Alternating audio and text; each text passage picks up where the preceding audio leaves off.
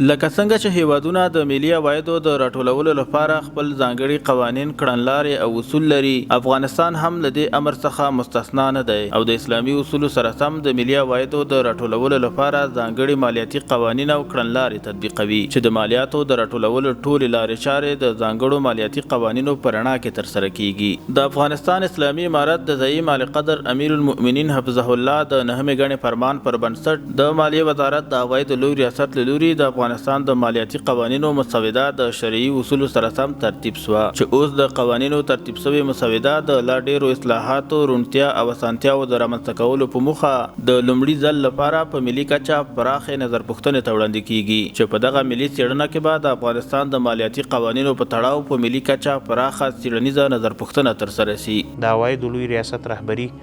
تصمیم ونیوي چې دغه ترتیب شوې مسوده د یو نظرپوښتنې لپاره مالیه ورکوونکو ته همداسې د نظر خاوندانو او علما کرامو ته یو ځل بیا وړاندې کړي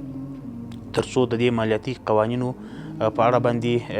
د بیلابیلو اقشارو نظرونه راټول شي. د افغانستان د مالیاتي نظام د لا ښه والي په موخه دغه ترسره کیدونکي ملي څېړنه او نظرپوښتنه د پلازمینې کابل په ګډون په ټول هیواد کې د شپږ کمیټو له لوري پر مخ وړل کیږي. د نظرپوښتنې دغه پروسه په آنلاین بڼه د پوښتنو د فورمې په ډکولو او په حضوري انفرادي بڼه د سوداګرو، صنعتکارانو او عامو مالیه ورکوونکو او د نظر له خاوندانو څخه د موجوده مالیاتي نظام د پیاوړتیا او ستونزو د له منځه وړلو لپاره نظرونه، طرحې او وړاندیزونه راټولیږي او له تحلیل او ترتیب وروسته د افغانستان د مالیاتي قوانینو په مسوده کې ځای پر ځای کیږي. له دې تحلیل څخه وروسته به انشاءالله موږ وکولی سو چې هغه برخې چې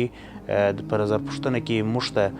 د تغییر وړ بلل سوي دي انشاءالله حتی الامکان تغییر کو. د دغه پراخه ملي دقیقې څېړنیزې نظرپوښتنې په لړ کې د مالیاتي قوانینو د ستونزو برسېره کول، د مالیاتي نظام پیاوړتیا، د اطاعت پذیرۍ د کچې لوړول، د عوایدو د راټولېدو پروسیجر اسانه کول، د ملي عوایدو د تېښتې څخه مخنیوی، د مالیاتو په راټولولو کې روڼتیا رامنځته کول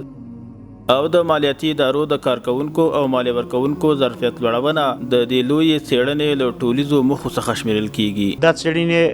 ډېره اهمیت لري او د دې څېړنې اهمیت په دې کې دی چې د دې څېړنې یا ارزونې په پایله کې موږ مالیاتي قوانین جوړوو.